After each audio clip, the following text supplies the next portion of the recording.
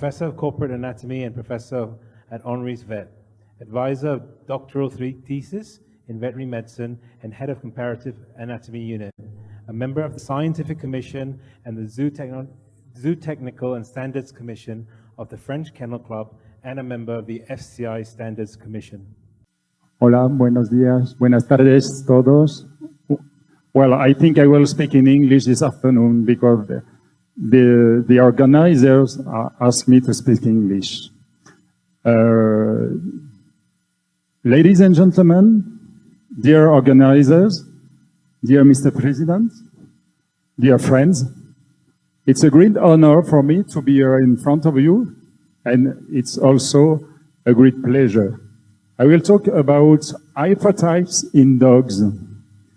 This presentation, as member of the FCI Standards Commission, will be in a general context, the context of the standard. I know tomorrow Jorge Nayem, President of the FCI Standards Commission, will talk about standards. So I will just present the context, the general context of the standard, the type, and the hypertype. The standard is supposed to describe the archetype of a specific breed. Instead of this traditional notion, we now prefer to say that the standard is a description of a specimen that can appear as an ideal of a breed. All standards are established according to a precise model which describes the history, the general aspect, the important proportion, the head, the body, the limb, the tail, the character, the gait. You know all of this for the standard. A short history about standards, you know. In the ancient book by Gaston Phébus, published in the at the end of the 14th century, there are detailed descriptions, if not adult breeds, at least of well-defined types. The three types of Alan, Gentles, Over, and for Butcher. It describes the head, the muzzle, the nose, the neckline, the body, the limbs, the coat colors. He also mentioned the testicles. It also described the characters and the ways of hunting. And a little bit later, it was Daubenton, a famous naturalist, doctor, and above all, the first curator of the Museum of Natural History in Paris, who published in 1786 very precise description of the breeds known at that time. Raymond Triquet, in 2017, also wrote, with Daubenton, the description of canine breeds take on a scientific dimension. This author, from the second half of the 18th century, however, does not mention height or weight, rarely the eyes, but details like the head, face, ears, neck, body, legs, tails. Those works, which are not the only ones to describe breeds, British literature also as examples, can be considered as the first standards. What is in the standards what we call the type? The type, coming from the Latin typus, which means model, symbol, is the set of distinctive characteristics common to all the individuals composing a breed. And it is what we can see straight away, each breed you have here. And now, hypertypes, standard and hypertypes. The interpretation is necessary if we want to give rise to diverse phenotypes, and why not surprising or interesting ones? In summary, if we want the genetic variability of a breed to be expressed. The standard must therefore not lock the selection into an overly rigid yoke. But as soon as we favor the exaggeration of one of the features mentioned in the standard, we are moving toward the hypertype and diverging from the standard. If we refuse to accept a dog with lack of type, which lacks type, we should, if we are logical, refuse hypertype dogs too. For example, you have here in the middle the typical dog. On the left, the dog that lacks type, and on the right, and an equal distance of the one of the middle, you have the hypertyped or hypertypical dog. So it's an illustration of what we call hypertype. What is very interesting is to see that the canine type is a notion of intra-population variability, of the genetic variability. And you can see here from insufficient dog, sufficient, good dog, very good, and best of breed, all the distribution of the animals. Normally, all the animals in blue and green here are in the standard. They are according to the standard. They are in the type, what we call in the type. But those who are here in this part of the graphic have lack of type. And what is very important is to see that the pink part of this graphic corresponds to hypotype here and hypertype here. And the difficulty is to know exactly where is this boundary, this limit between the best of the breed and the hypertypical animal. It's a very big difficulty we have in judging animals, in breeding animals, because this boundary, this limit, is not imposed by the standard. It is a limit not to be beyond, but how to know where it is. I will take a small example to express what I want to say here. For example, in brachycephalic dogs, if we study 3 different breeds, I will take 3 examples. I will take the breed Dog de Bordeaux, I will take the French Bulldog, and I will take the Pug. You will understand the difficulty to know exactly this limit. If we consider the craniofacial ratio, it means the ratio between the muzzle, the face of the animal, and the cranium. In Dog de Bordeaux, the mean value here is about 0.4. It means that animals with a craniofacial ratio of 0.4 are in the middle of the population. Here, we are a craniofacial ratio of about 0.3. It's animals which are coming to the hypertype in this breed. And here we are with animals with longer muzzle, and the craniofacial ratio is about 0.5. So you see, for Dog de Bordeaux breed, the limit here between the best of the breed in terms of craniofacial ratio and the hypertypical animals, it's around 0.3. Now, if we consider the same graphics for the French Bulldog, in French Bulldog, the craniofacial ratio is about 0.2 and 0.15. It means that this here corresponds to 0.2, more or less, or a little bit less. The animals here are around 0.1. They are short nose. And here, the animals are around 0.3, and they are in a lack of type, with muzzle which are longer.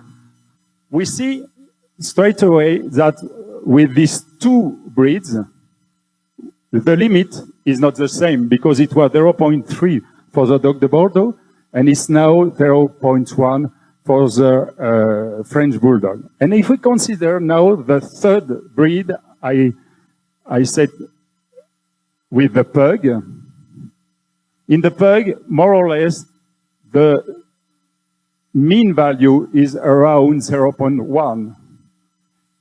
The hypertypical animals are under 0.1 for the craniofacial ratio, and here, more than 0.2, we are in lack of type. So you can see 0.3 for Dog de Bordeaux, 0.2 for the French Bulldog, and under than 0.1 for the pug. It means that this limit is variable, is different between the different breeds. And the problem is that some people consider that this limit is a fixed limit. And it must be, for example, 0.3 for all the brachycephalic breeds. If you do that, what is the consequence? The consequence for the Dog de Bordeaux is not very important because 0.3 is here. It means that only some percentage of the population will be eliminated, and they are just the one we want to eliminate. They are hypertypical animals. But if we consider this limit of 0.3 in the French Bulldog, it's more or less here, you eliminate more than half of the population. And I go on with the pug. If you consider this limit of 0.3 in pug, you eliminate all population. It means that this limit cannot be fixed once for all the breeds. It will change according to the breeds.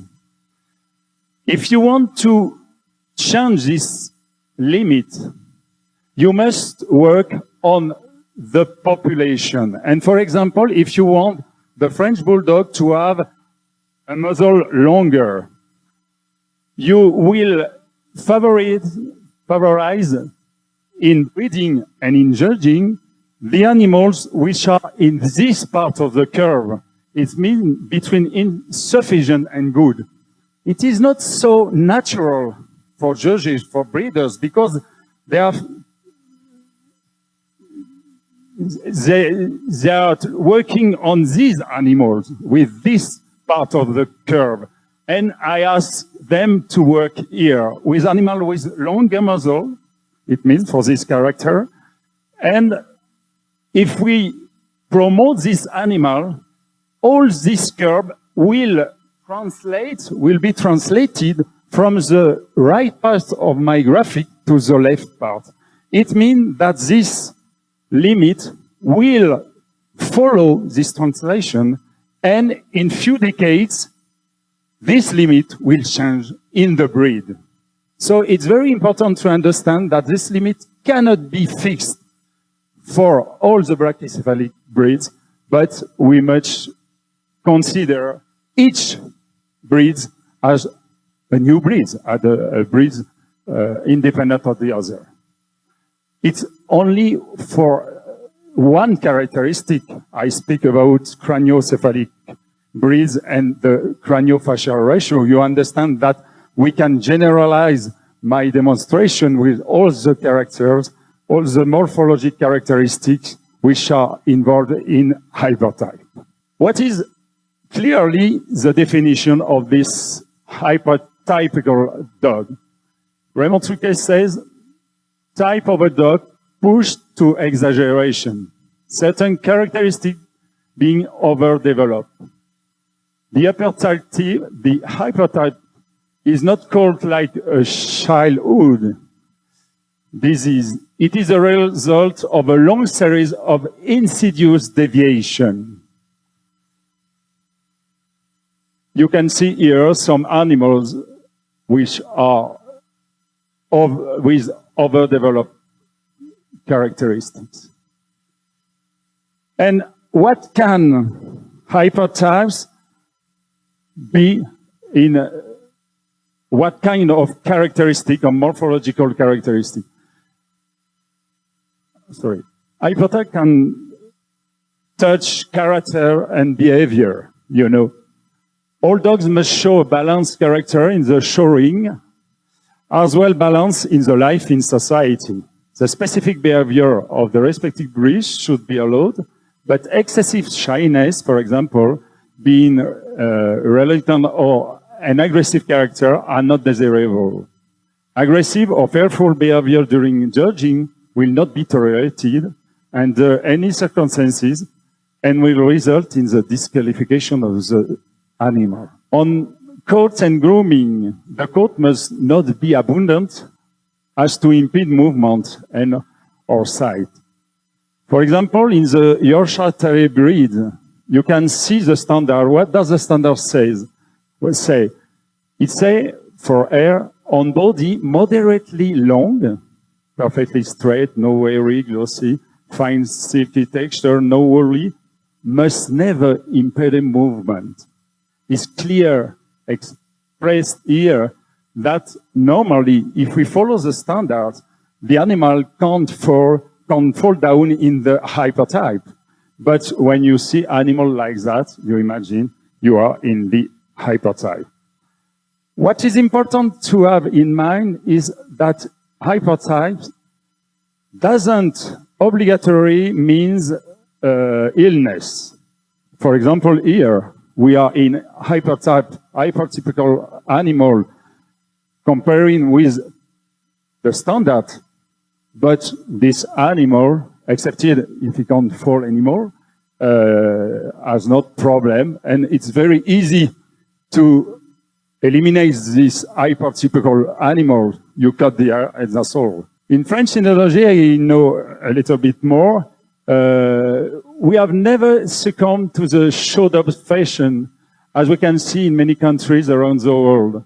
The title of champion of France must be accompanied by health, character, or use test. It is one of the few countries in the world, to our knowledge, that the requirement has been such for a long time in France. And we have developed, before the pandemic, a test for brachycephalic animals, breeds. All these breeds you see here, so bulldog, French bulldog, pug, dog de Bordeaux, Japanese Chin, Cavalier King Charles, Spaniel, Pink Ginkese, Griffon Belge, Griffon Bruxellois, Shih Tzu, and Boston Terrier. A brachycephalic exercise aptitude test for health called breath. And it is nearly the same as other physiological tests. It is not a test of effort. It is a physiological test, and everybody knows more or less the animal must walk 500 meters under 6 minutes, and we are looking if at the end of the walk there is no problem of breath, no problem of respiration, and all the respiratory system is tested. It is, for us, much better than only the craniofacial ratio. We know that there is a correlation between this ratio and the BOAS, but it's only one character. When you test the animal with such a test, you test a lot of characters at the same time. You test the open nostril, you test the length of the palate, soft palate, you test the size of the tongue, you test the trachea, you test a lot of things, and for us it's much better than only one character, because if you test one character, you have to test another one, and it's very difficult and a long process. So standard does not describe hypertypes. It's very important because normally, as FCI standards are mentioned nowadays, there is no possibility of hypertypes. In general, we can say that there is no possibility. However, we can either, as Raymond Truquet said when he was president of the FCI Standards Commission, that we can't reduce all dogs to the type midline, rectilinear, metric. So we must work in each breed. Due to Hélène Denis, some of you knows her, She is member of the board of direction of the French Kennel Club and of the.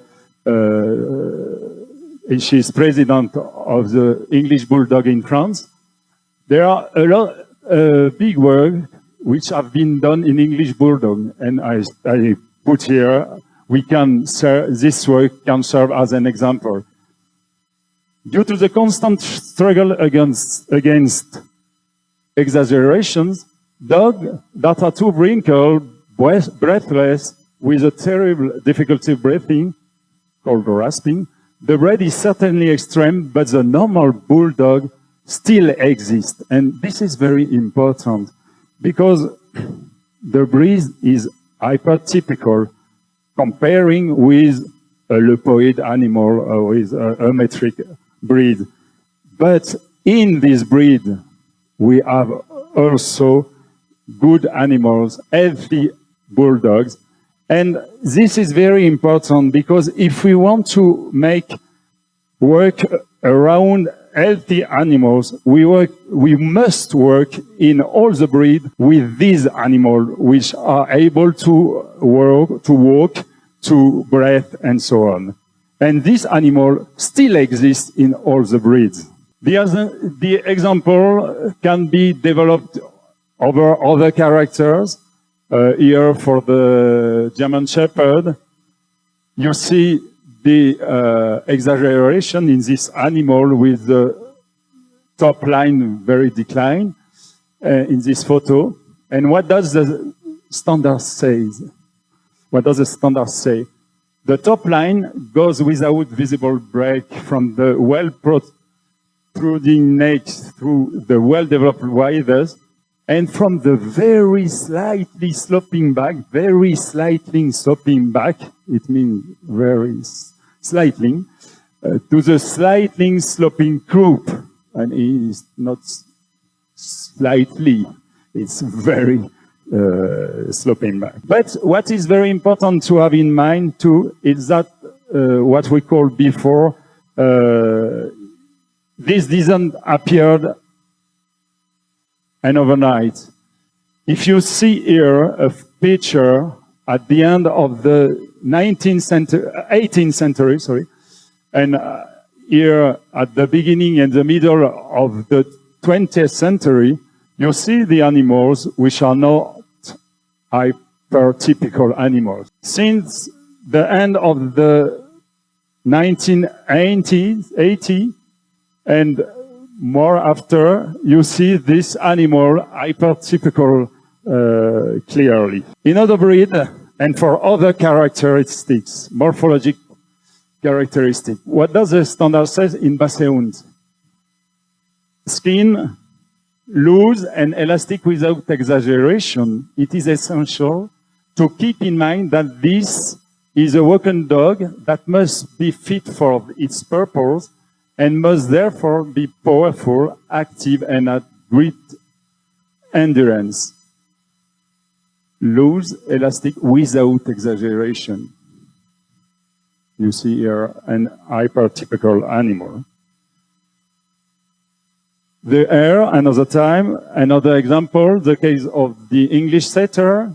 It's an example of deviation observed when we forget the use of the breed.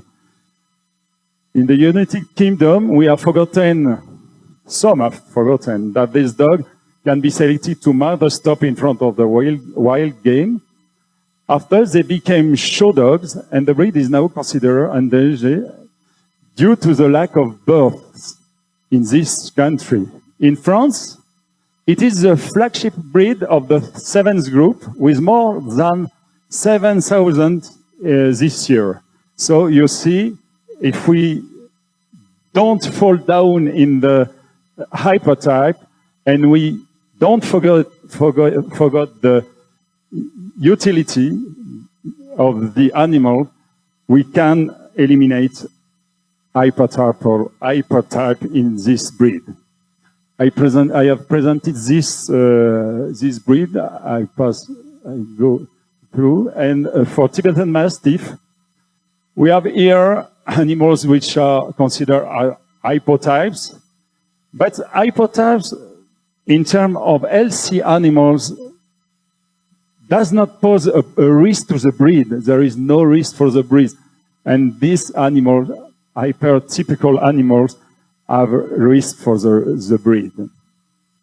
Here, in other breed, you see the contrast between animals with ear and hypertypical dog. And in contrast with this animal, we have animals which are hippo type, but another time, hippotype animals does not pose a risk to the breed. So, who are responsible for that? It's a question we always have in mind. The dogs know, of course. They are the victims of the madness of men. The owners, looking for a dog to show of more and more and more, and always more. Of course, they are in the processing of hypertypical animals. Facebook, this morning, Yamastakel told us that we were in a Facebook time, more and more rapid, more and more fast. And you see in the description on Facebook, wonderful, stunning. And it would be rather good to see, does it trip over his wrinkle? Does he still manage to trot around the ring? And this question, for example, would be better. What are the breeders? We called about them who produce this type of dog to attract these customers and make a specificity for having spectacular animals. The media, another time. For example, we have in the publicities some hypertypical animals.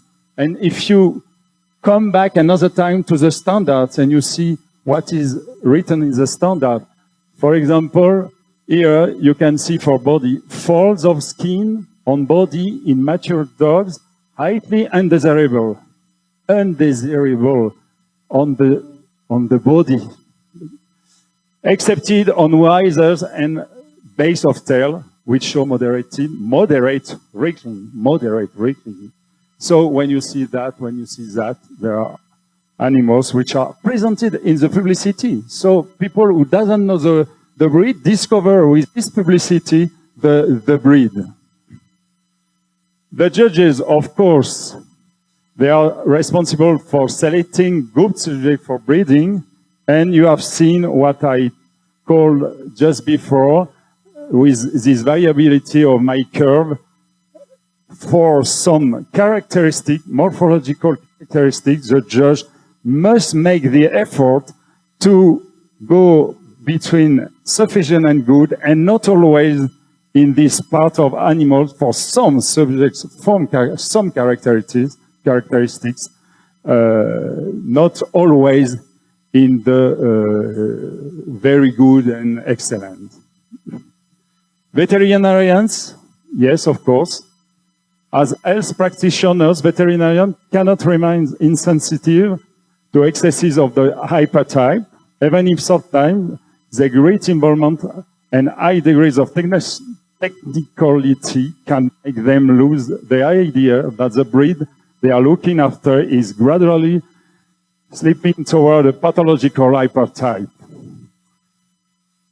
But the profession, as, for example, in France and in Switzerland, I have two examples.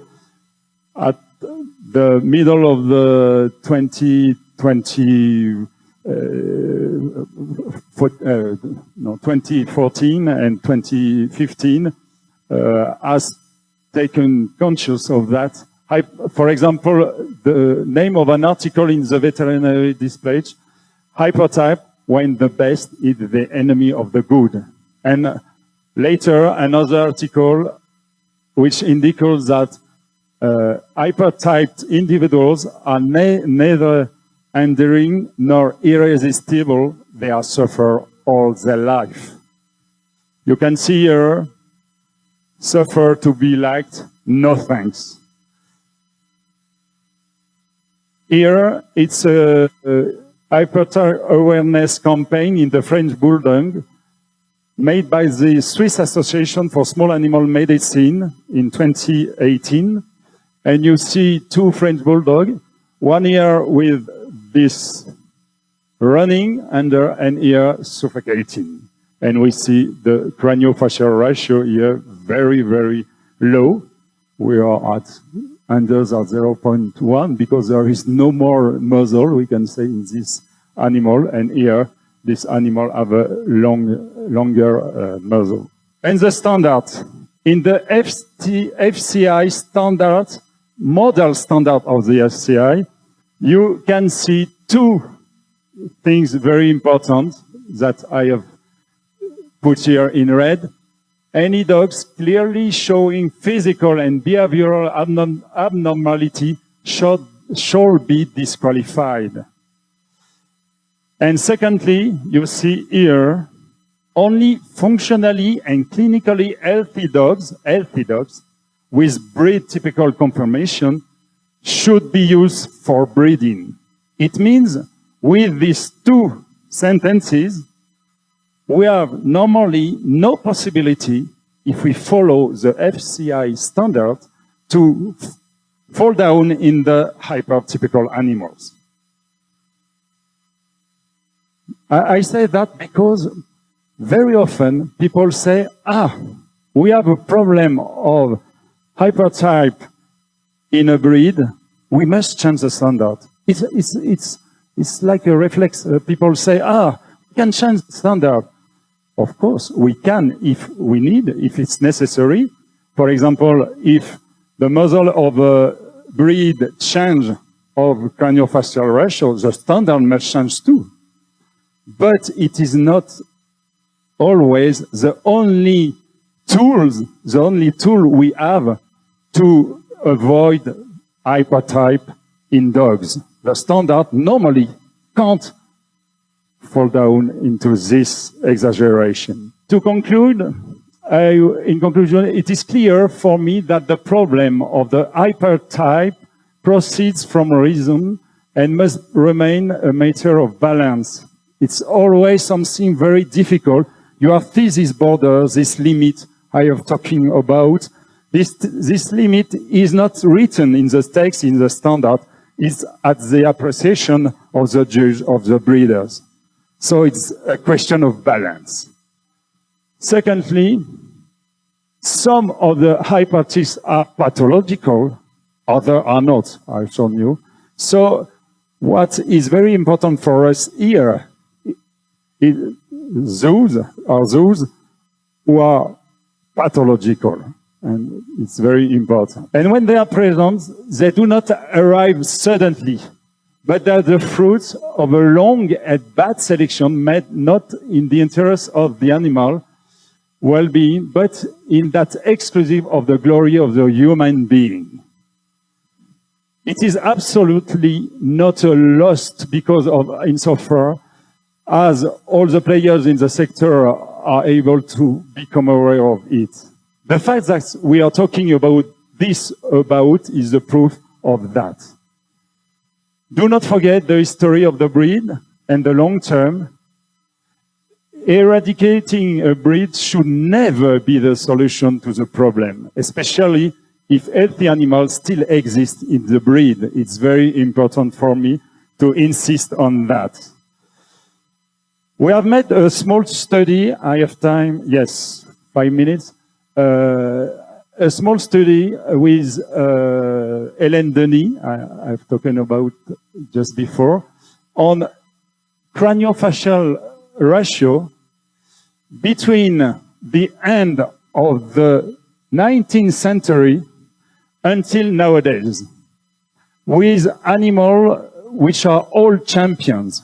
We have the photo of profile of the head of each champion, and we have calculated the craniofacial ratio of these champions.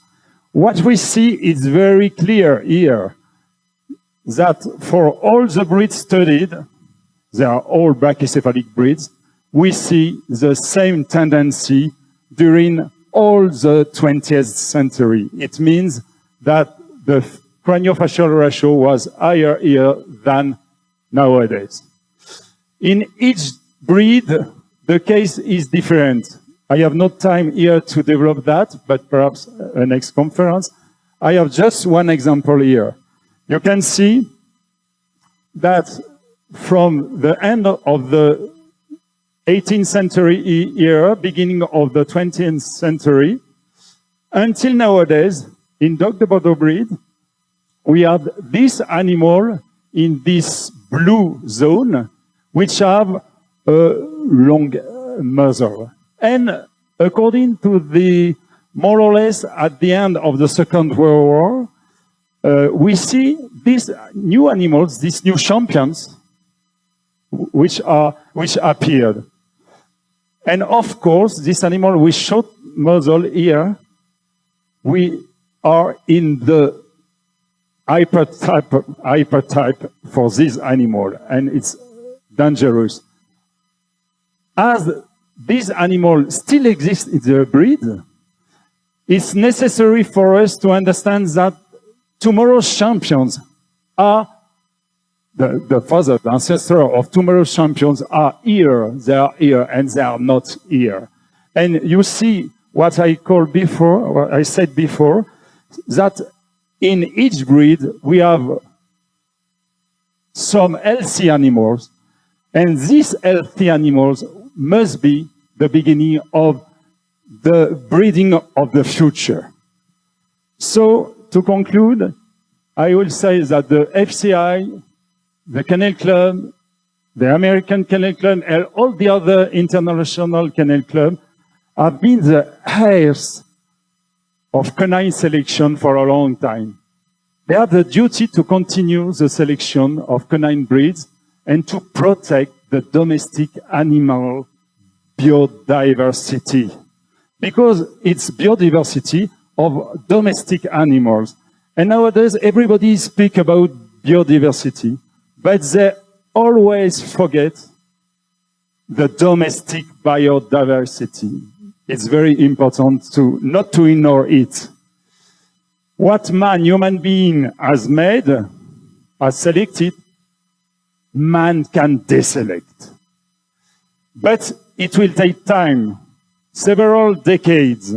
This is important. You have seen the evolution during all the 20th century. It's a progressive decrease of the craniofacial ratio. It is not it's something very long, on a very long time. This will not happen in a few years if we want to preserve the canine breeds. And it's important, we must preserve the canine breeds. Healthy dogs still exist in all canine breeds. They are the one which must constitute the basis of genetic selection of future canine breeds. No breeds must disappear. So, last word, I would like to say that we don't forget what is the problem. The problem is not the breed. The problem is the hypertype. We must fight strongly against hypertype. We don't must to fight to ban breed. Breed are our world heritage. Thank you very much. Muchas gracias. Good afternoon, this is Luis Loaiza.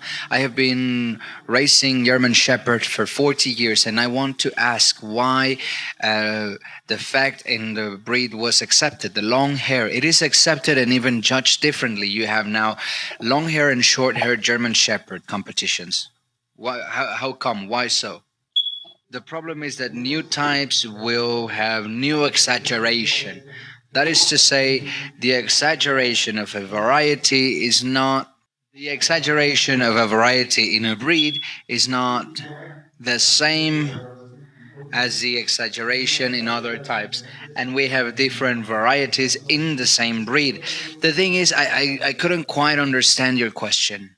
Okay, so my question once again, why was this change accepted? In German Shepherds, it was a serious fault to have a German Shepherd with long hair. Now it is accepted, and now it is considered even a different breed. There are short hair and long hair German Shepherds to judge at shows. Right, so that is a different thing. For me, it is a matter of amount of animals. When you have just the minority of animals deviating from the standard, we can talk about a fault. But when there is a significant part of a breed deviating from the standard, what do? We don't have many choices. Either we say this is the standard and we are not budging anything. And most animals do not, we do not know what to do with them. They don't have a reason to be. Or we say there are breeders who want to breed these animals. They are interested in it. That's interesting to them. It is a new variety of hair, of fur. What should we do? Because if we are intelligent, we will say, all right, we are not going to disregard these animals. We will consider them because they come from this variety from the beginning, which is a new variety that people before hadn't come up with, hadn't invented, you name it. That is the reason why before it was seen as a fault for them. But right now, when we have a fair amount of these animals, we say, well, you know what? We might take it into consideration, should everyone agree with it, that this is a new variety. And that happens with many breeds. In France, the same things happens with the poodle, with the caniche, with the poodle. What do we do with this variety that is outside the standard of this particular dog? The most intelligent thing to do for me would be to recognize it as a new variety with a new color, this animal, instead of making a different breed. We can have a long discussion about this, but this is the problem with this. Coming from a fault, which could be maybe the beginning of a new variety, but that is not just shocking on its own. The thing is what to do with these animals now, if there are breeders now, if there are many breeders who want to breed them. And this happens in so many breeds. This happens in poodles, this happens in many breeds, and I think I have many examples to name just to prove your point. Something that before was a fault turns out to be a new variety now, and at some point maybe even a new breed. I don't know. We're not here for that, but what's going to happen with the poodle at the end of the day, if we don't acknowledge this new variety, we will at least try to acknowledge it as a new breed because it exists, and there are people who want to breed this particular curly-haired dog. And I'm sorry for mixing up all my languages here, but this happens very frequently in the history of dogs and breeds, what you're asking. My question comes from what you said, that we can deselect a characteristic, but what happens when there isn't enough genetic variability for this characteristic, and we cannot rescue or go back to the previous variable? Are we creating more genetics by phenotypical selection? Well, this is why it is so hard. If an ancient type has disappeared and we want to go back to it, well, there isn't really much we can do. There isn't just the only one solution we know is to crossbreed with another breed with a certain character, but we do so from a scientific approach that is well known, with a research project backing it up, and of course everyone knows about it. and sees it as a goal to recover character, and then we stop and continue with the breed. But I don't know, in a breed that has lost the character that we want to select now, and start all over, or wait for the character to show up, we'll have a seat, because you might be waiting for years. My question is, maybe the judges themselves, or during shows or competitions worldwide, create hypertypes. Let me explain what I mean, and you tell me yes or no. For example, there is a type of European and American Golden, and there is a different variety there. Do you think that will trend into a hypertype? For me, in each variety, we will have hypertypes. To say that a variety is a hypertype of another, why not the beginning? But then each variety has its own existence, its own variability in terms of genetics. So this is a little bit what we said about the German Shepherd. At the beginning, it was a fault in a breed or a variety, but this hypertype has been selected. It can turn into another type, not just hypertype, but other types, other varieties, and that is the principle of another variety or breed, still unknown. So that is why it is so difficult to talk about hypertypes. For me, it would be perhaps better to talk about mistypes. I don't know, we need to find the words to say hypertypes that cause illnesses. That is a problem we are addressing at this Congress, the welfare and health of animals. Hypertypes by themselves are not a problem. And judges very often tell me, I'm not a judge myself, but I hear often that hypertypes are the loveliest, and you hear that all the time. If there is no pathology, the hypertype is not a problem and could be the beginning of a different breed. For me, the hypertype that falls into the disease, is the subject of today. Muchas gracias, Dr. Claude.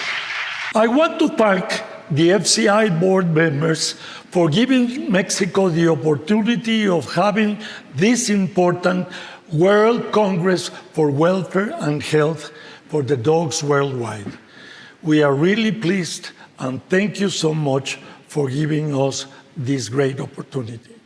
And also I want to thank all the speakers from all over the world who participate in this great event. Thank you.